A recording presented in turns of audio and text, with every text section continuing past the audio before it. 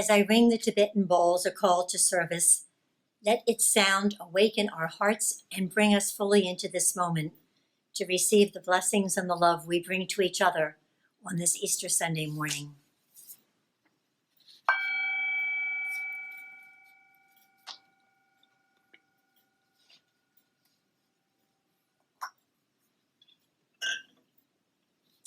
Well, welcome to you all, our members and friends and visitors, to this joint virtual Easter Sunday morning service of the Unitarian Universalists of the Chester River and the Unitarian Universalist Fellowship at Easton. Our congregations are fortunate to share so much that is important to us, especially our minister, Reverend Sue, and such opportunities as this to come together, learning and supporting each other as we create our Sunday morning services. And so on this Easter morning, let us open to the refrain, "He is risen," and then go beyond these words to the invitation, "Let us rise as well. Let us awaken to this new dawn, to this new day. Let us remake the world with the hope of Easter as we care for each other with love, sowing seeds of harmony and trust in our families, our communities, and our world, and practice living lives of pure intention in this time of great challenge." We will surely remember this Easter morning when each of us hears the call to awaken and stay vigilant, that we might rise and stay risen with abiding faith and hope and love. So may it be.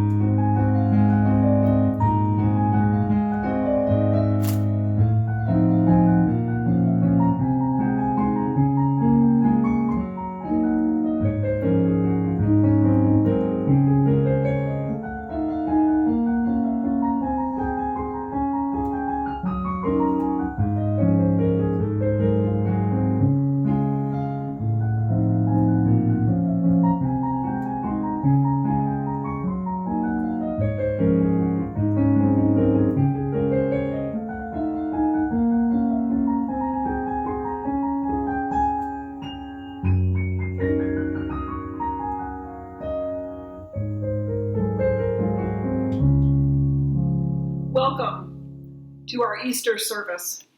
I'm Reverend Sue Browning. I am the minister who serves the congregations in Chestertown, Maryland and Easton, Maryland, two of the Unitarian Universalist congregations on the Eastern Shore. We are grateful that you are here. Welcome. We are all still finding our way around these virtual services. I think we're getting a little better at them. We're figuring out new ways to include music and more voices, and we'll just see how that goes today. And we're also getting used to coming together virtually. We come from our homes. I don't think it quite feels normal yet, but it does feel a little bit less strange, and we're getting used to this new way of gathering. So we come together this Easter morning to make sense of life. We come to find hope.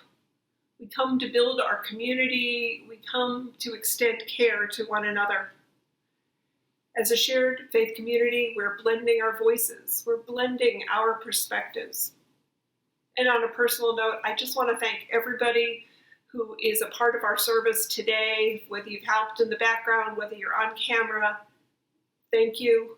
Please, everybody, stay all the way to the end so you can see the slide that has everybody's name on it and you know who to thank by email or give them a call. If you do have questions about Unitarian Universalism, about either of our congregations, please reach out. Check us out on the website, email us, call. Just because we're gathering virtually does not mean we don't need to keep figuring out ways to stay connected and to get to know new folks who have questions. It is so good to be together. So we come together to worship today, and we imagine together how we can help co-create the world. Our chalice lighting words this morning are from Deborah Falk. A chalice lit in our midst is a symbol of our faith, a faith built on the foundations of freedom, reason, and welcome. A faith sustained by acts of kindness and justice. A faith that envisions a world flourishing with equality for all people. A faith that demands living out of goodness. A faith that requires thoughtfulness. A faith of wholeness. This tiny flame is a symbol of the spark of light within each of us.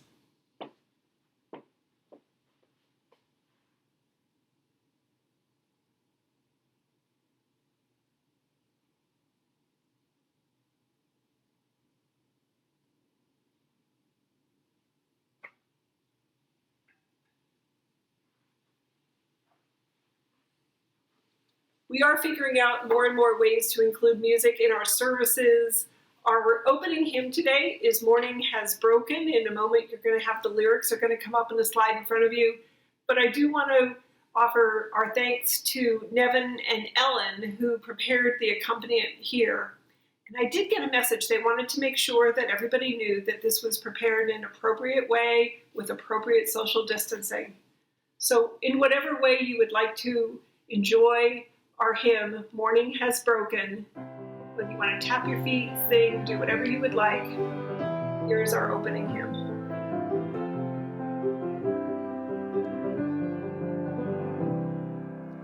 Morning has broken like the first morning. Blackbird has spoken like the first word. Praise for the singing, praise for the morning, praise for them springing fresh from the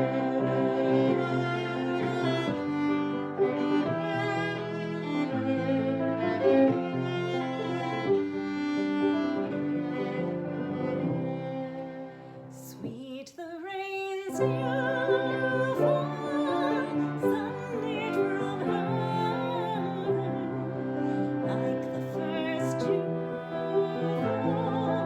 on the first grass. Praise for the sweetness of the red garden, sprung in completeness, where God's feet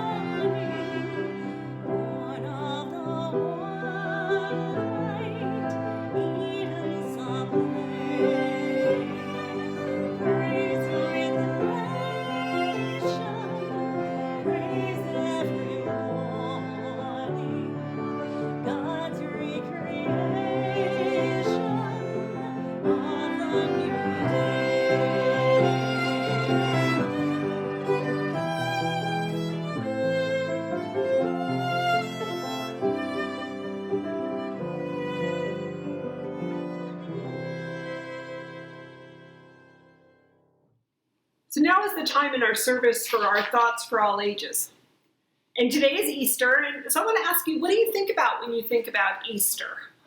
What do you think maybe about Easter baskets and bright colors? When I think about colors for Easter, I think about pinks and purples and bright greens, and sometimes I also think about soft colors like light blue and light yellow and just all sorts of things that are just joyful to look at. Maybe you had an Easter egg hunt, or maybe you dyed some Easter eggs. Maybe there's some chocolate involved here somewhere, because Easter is a happy time. And when we think about Easter, we know all these images are fun. That makes sense. They make us happy because they're signs of renewal, signs of new growth. If you think about spring, all the different flowers that are coming up and new plants that are getting planted and vegetables, it's a time of new growth and excitement around that. When I make music choices for Easter, when we've planned services in the past, when I've worked with Ellen in Easton or with the service leaders in Chestertown, we always try to find Easter music that is lively. We want something with a good tempo, not something really slow. And we want something that people can sing along to. We want words about hope and care. So many of the Easter hymns have a word in it. The word is hallelujah. So if you could say that with me, hallelujah, hallelujah. Think about that. It is about praising God. If you think about how the Bible describes it, it is about praising God or about praise for the Lord. And when you talk about hallelujah, it's about singing that praise. It's not about quietly just talking about it, but being really actively involved in that excitement and that rejuvenation. But I've also thought about the word hallelujah. I think sometimes we just use it every day when we talk. So here was one scenario I was thinking about. Let's say we've had a great big blizzard and there have been 1, 2, 3, 4 snow days in a row. And your parent gets a call and finds out school is going to be open the next day. I'm not sure what our younger learners are saying right now, but I'm pretty sure your parent is saying, hallelujah. That's one way we could use the term. I was also thinking about some of the folks in our congregation when they're trying to make a bunch of calls and they're trying to get new leaders to say yes to being on the board of directors, or they're trying to get folks to step into a new leadership role. And they make call after call. Let's say they've made 20 calls and finally they're talking to somebody and they say, sure, I could help with that. I'd be happy to be on the board. It might be fun. I'm thinking the person who's making all those calls, they are yelling, hallelujah. So here's the thing. It's not a word you say quietly. I went ahead and I Googled all these images for this word hallelujah, and a bunch of them had people, 5 people all in a row, standing up and jumping, and they all have their knees up. I can't quite figure out how they do that.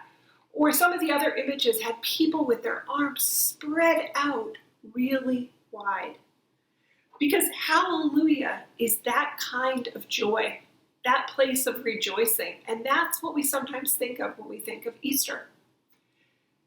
So today I decided it was Easter. I was going to preach at home, and I don't know if I'll always wear a stole, but I really wanted to wear this stole because I think it's just so bright and colorful. So I'm going to hold it up so the best you can see, because I think this is like the perfect Easter colors. And then I want to tell you a little bit of the story of this stole. Because the stole was a gift for me. It was given to me by the congregation in Easton, and it happened right after I got a letter. I got a letter from the folks at the Unitarian Universalist Association saying that I had completed all the requirements and all the practice and everything it took to be what they call a minister in full fellowship. Sort of like getting tenure, and that meant I didn't have to turn in any more papers or anything. It was a day that I said, hallelujah. I didn't exactly jump for joy, maybe not too high. It might be dangerous for me at my age, but nonetheless, it is the kind of time we use that word. So as you celebrate Easter this year, whether you're celebrating with FaceTime or Zoom calls or food with friends or baskets and flowers, you might try jumping for joy. And someday, after we're all done with all this staying safe so we don't move germs all over and we keep our friends and everybody safe, when this whole thing with the COVID virus is over, I am pretty sure we are all going to be saying hallelujah over and over again. Happy Easter.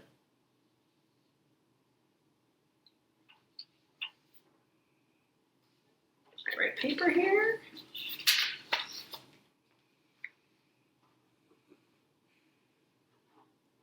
I invite us now into a time of reflection, a time of centering. Words from Reverend Dr. Wayne B. Arneson and Kathleen Rollens. Spirit of life, we come together this Easter morning to rejoice in the ongoing song of life that is within us and all around us. In this season of renewal, of life bursting into bloom or song, the hidden beauty of nature preparing to unfold, remind us that we too have a hidden inner beauty. Remind us to reflect in the image of your power.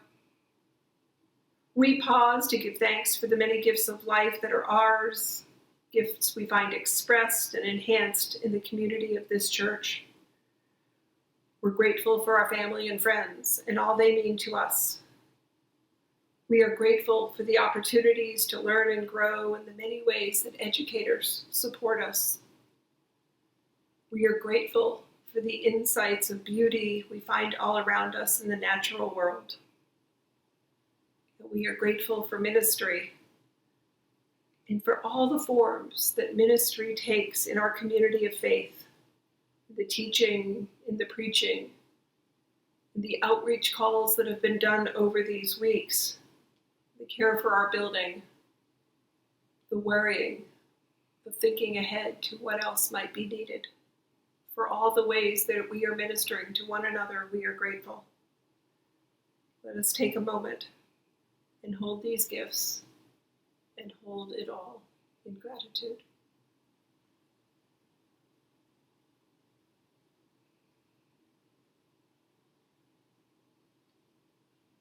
Amen, and blessed be. One of the ways that we build our community each week is by sharing our joys and sorrows with one another. The way we're doing that during the virtual services is you may email a joy or sorrow to me by Friday at noon, and then we'll include it in the service. For today, I'm just going to go ahead and light the candles first, and then I'll read the joys and sorrows.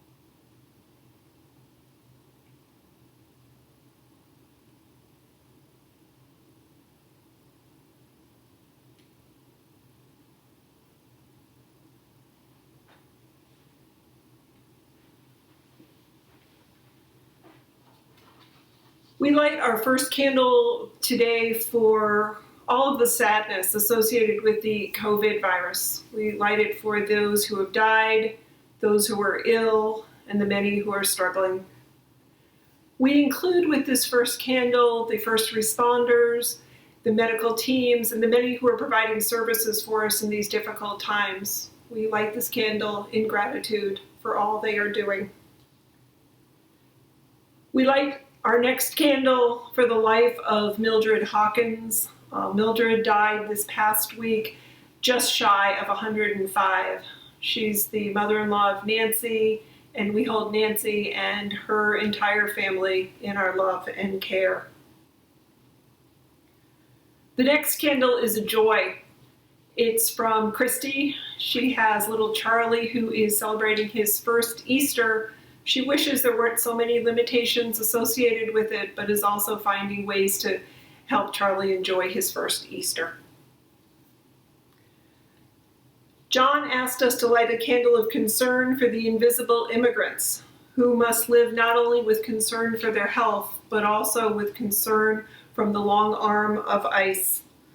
In this time of social distancing, we see everyone less, but he wants us to remember the immigrants and send our thoughts and care.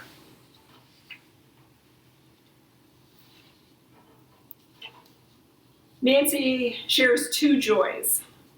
I'm grateful that my children and grandchildren who live in 5 different states, one family in New York City, are all okay. And I'm grateful for my former neighbor and good friend Kristen, also part of the UU community, who did 2 weeks of grocery shopping all on last Tuesday. We smiled, we waved, and blew kisses. Her doing that for me was a joy. Amy shares a joy that the Unitarian Universalists of the Chester River, that the board provided an extra $600 to the Social Concerns Committee to make sure that we're feeding the hungry in Kent County during this time of stress. The committee decided to send the full amount to the community food pantry, with half of the money designated for the food pantry itself and half to help with the Social Action Committee for Racial Justice's food drive.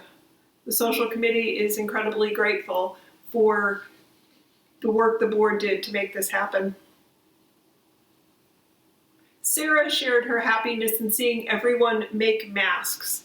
She sees people who are stepping up in so many ways. She also says, hopefully I can be one of them, but my sewing machine has died. If anyone has one that they could lend me, I would be so grateful. So if anybody in Easton would like to be in touch with Sarah, that would be a help.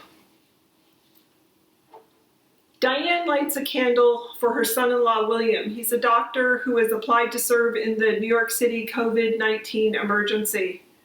He did his medical residency in New York City a few years ago, and Diane shares, I am very proud of him, as well as worried for his health and the health of his family. We have many heroes who are headed for the fires instead of away from them. I am so thankful for them all. And we end with a joy. This final candle is for all who are celebrating their birthdays in April. Happy birthday to all of you. We offer you each a virtual flower. We are so grateful you are a part of your community and hope you have a wonderful birthday celebration. So for the candles lit today, for the joys and sorrows that remain in your hearts, let us just take a moment and pause in gratitude for all that is our lives.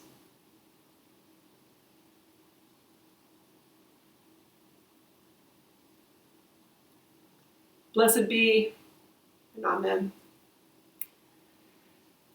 We are getting close to our sermon now, and we are so grateful that Ellie is a senior at Easton High School, and she's going to offer us her music as our anthem this morning.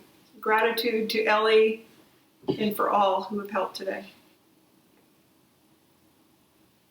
Within the woodlands flowering gladed, by the oak tree's mossy root, the shining grass blades timber shaded, now do quiver underfoot, and birds do whistle overhead, and waters babbling in its bed, and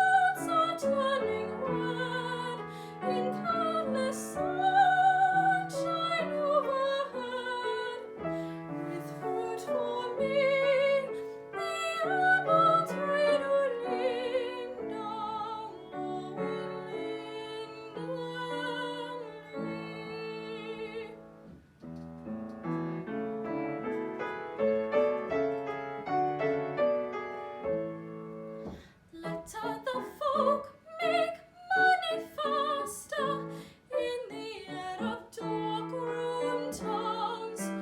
I don't dread a peevish master, though no man may heed my frowns. I'll be free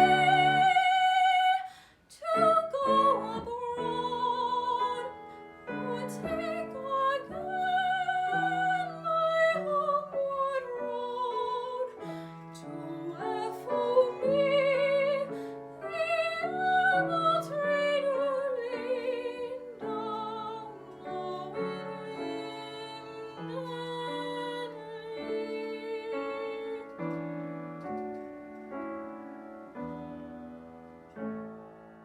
So our reading this morning is from the Gospel of Mark. And just to give this a little bit of the setting, I think we know the setting for Easter morning comes after a stressful week. Jesus and his followers had come to Jerusalem for Passover, and on Thursday, Jesus had celebrated with them in what became the Last Supper. Jesus was then arrested. He was put on the cross, and he was crucified. His body had been wrapped in linen and put in a tomb, and a stone had been rolled over to close the tomb. Then, as was the Jewish custom, the next day was the Sabbath. So we come to Mark, we're using the Gospel of Mark, chapter 16, verses 1 through 8 this morning. When the Sabbath was over, Mary Magdalene and Mary, the mother of James, and Salome bought spices so they might go to anoint him. And very early on the first day of the week, when the sun had risen, they went to the tomb. They had been saying to one another, "Who will roll away the stone for us from the entrance of the tomb?" But when they looked up, they saw that the stone, which was very large, had already been rolled back. As they entered the tomb, they saw a young man dressed in a white robe sitting on the right side, and they were alarmed. But he said to them, "Do not be alarmed. You are looking for Jesus of Nazareth, who was crucified. He has been raised. He is not here. Look there in the place that they laid him. But go tell his disciples and Peter that he is going ahead of you to Galilee. There you will see him, just as he told you." So they went out and fled from the tomb, for terror and amazement had seized them, and they said nothing to anyone, for they were afraid.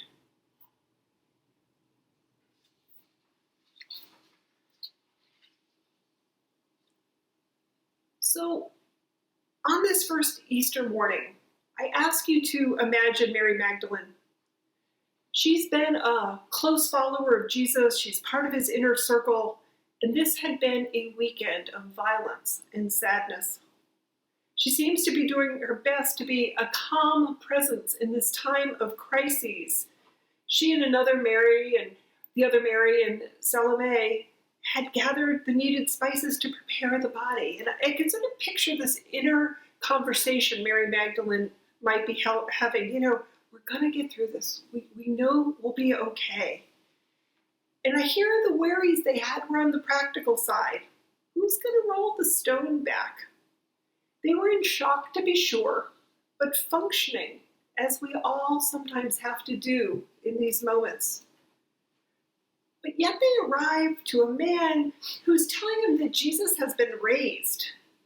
We hear they are alarmed. We hear that there is terror and amazement, and they are just frozen in place.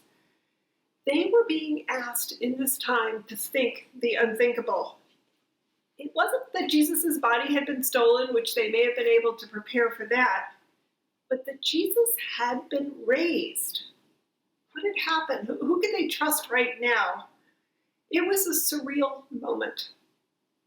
It was the type of scene that just doesn't make sense. And in April 2020, I think that moment seems to capture part of what we're experiencing these last weeks. Confusion in the midst of the surreal.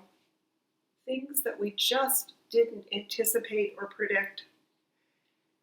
The story of Easter does not start with a hallelujah moment.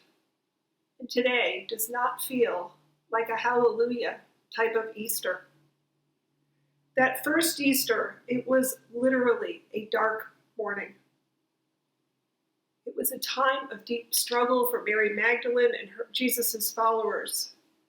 So Easter does start in confusion and darkness, but then it shifts. And I think Easter is about that time of turning. That time, not necessarily that hopes and dreams and bunnies and everything is all happy, but that moment that we hear that morning when they turn and there's a start of maybe seeing possibilities.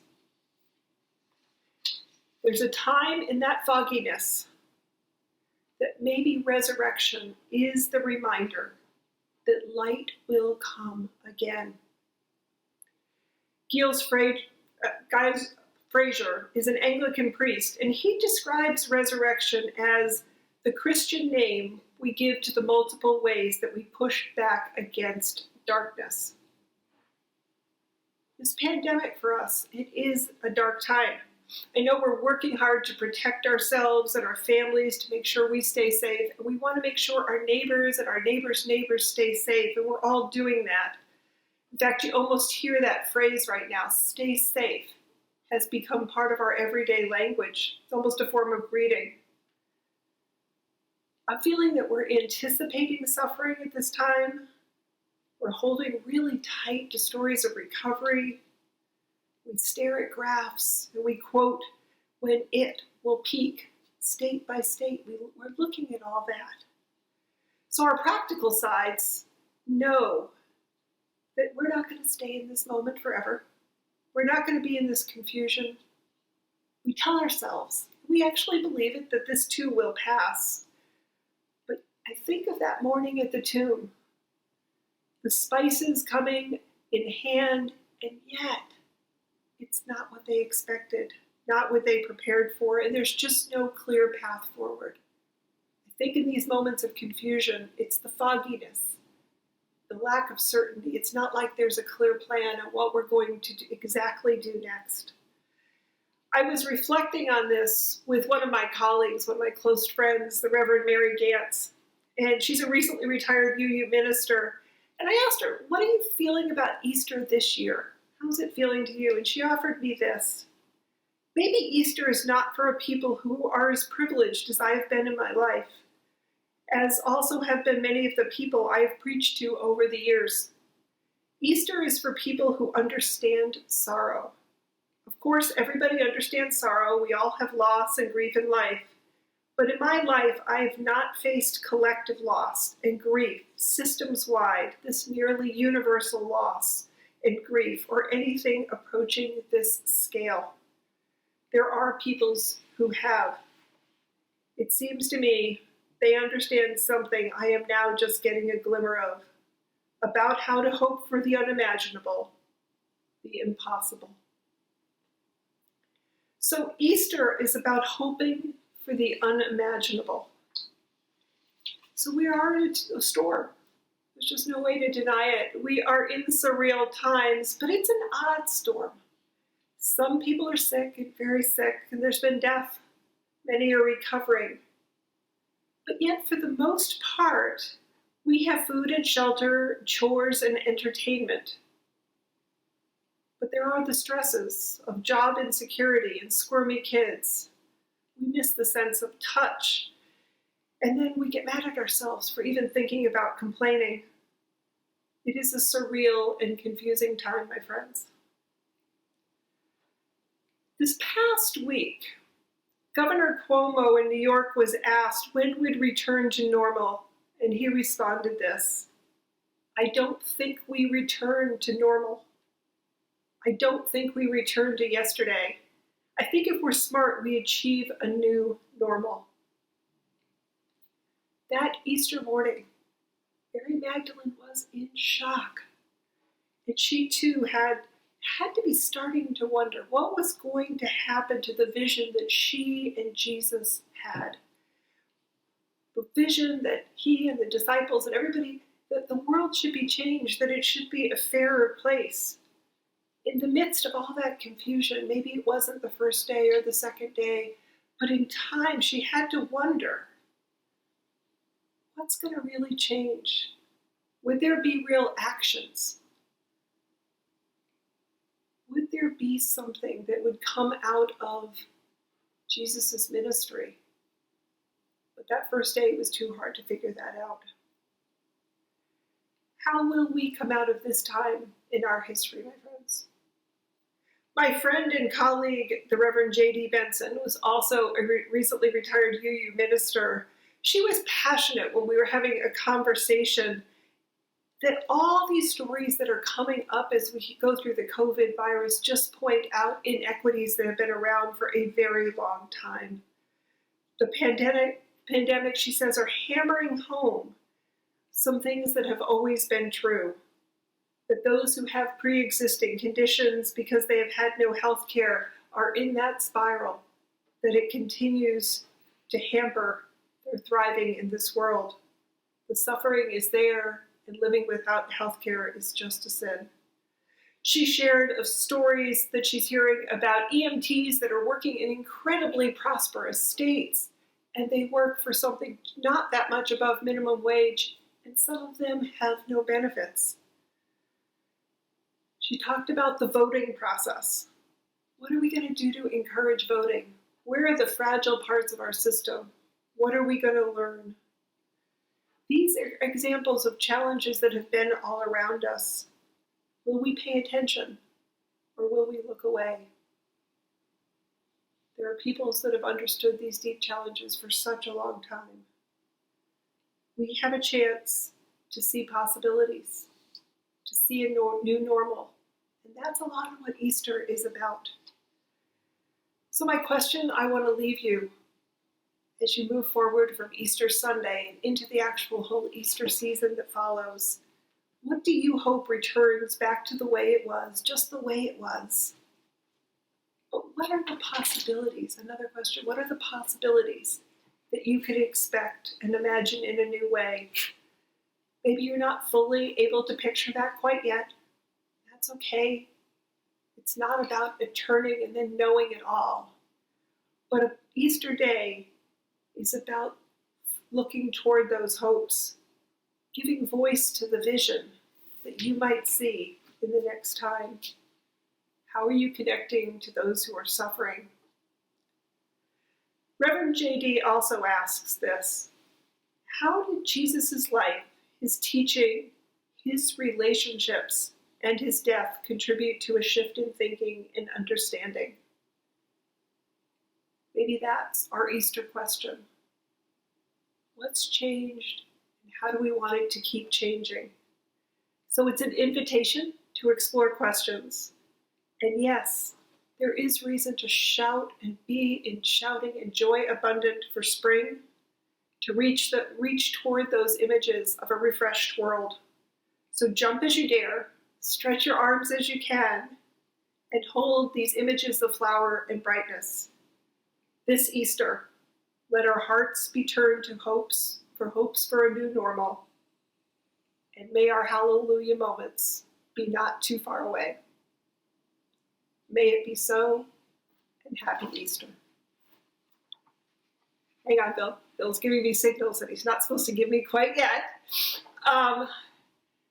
Next in our service, you're going to hear from the board presidents, and they have done an amazing job.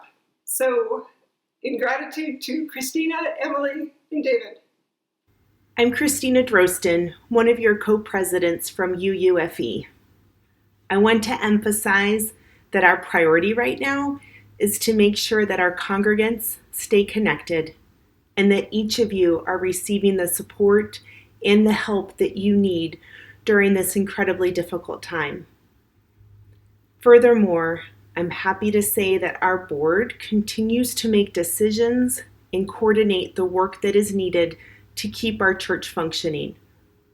Please keep an eye on your email for further announcements and details, including a new plan for our annual meeting, which will be held in June, and using a virtual format to keep us connected, however, also safe and healthy at home. These past few weeks have been unimaginably challenging for so many reasons. On behalf of the board and the congregation, I thank all of you who are keeping us connected in community and worship. So many people have reached out to make this new virtual world one that stays true to our UU principles and our commitment to each other as a congregation. Thank you. Hi there, this is Emily, one of our co-presidents at UUFE, our fellowship in Easton, Maryland. We met this week through Zoom, and we all agree as a board that our focus at this time is staying connected, and we are up for this. That is one of the many things that our congregation excels in, the caring and nurturing of our members. So in addition to the virtual services and the virtual RE classes on Sunday morning, please stay tuned.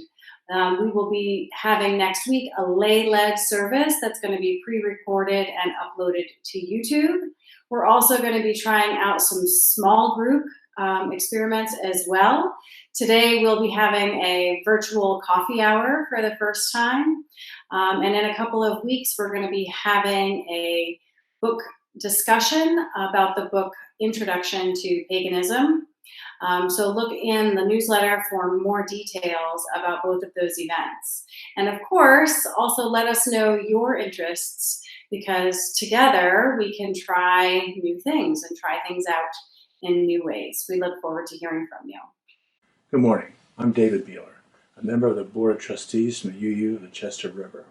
We are joining with the UU Fellowship of Easton today in this electronic environment because of the virus that's threatening our health and safety.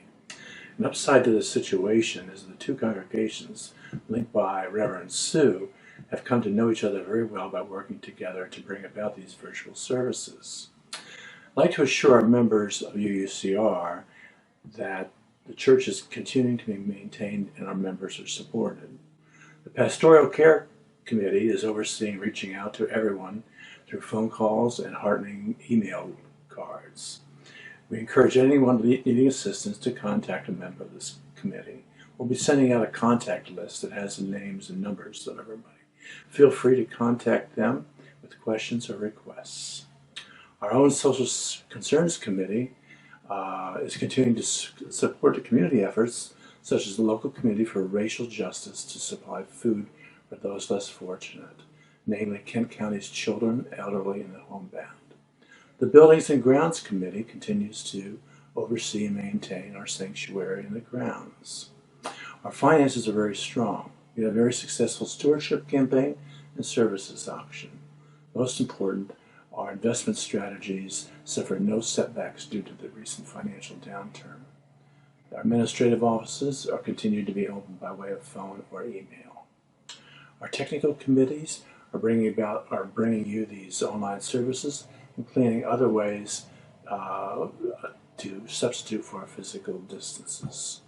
We have an annual meeting scheduled where we'll vote on the budget and to elect board members. I sound like a politician with that everything is rosy. Obviously, we are living through stressful times. More important, we are missing a more intimate community we enjoyed during our Sunday services, our potlucks, and very special occasions such as the spring sock burning. Until we can be together again, we'll be exploring ways to connect through this electronic world. Please be safe and know that there is a community here at UUCR that is thinking of you and holding you in our hearts. Hope to see you very soon. Have a wonderful afternoon, and I think it's okay to go out and enjoy the daffodils and the lilacs. Please take care. It's now time for our closing words. Words from Reverend Kathleen McTeague. May the light around us guide our footsteps and hold us fast to the best and the most righteous we seek. May the darkness around us nurture our dreams and give us rest so that we may give ourselves to the work of the world. Let us seek to remember the wholeness in our lives, the weaving of light and shadow in this great and astonishing dance in which we move. Go in peace, go in love, go knowing love surrounds you wherever you may go. In just a moment, I will extinguish our chalice, and I want to encourage you to hang on for the full postlude. Ellen and Nevin have some Vivaldi coming up, and it is just going to be a delight. And when you see the final thank you slide, the service is over. We extinguish this flame, but not the light of truth, the warmth of community, or the fire of commitment. These we carry with us in our hearts until we meet again. Go and love, my friends.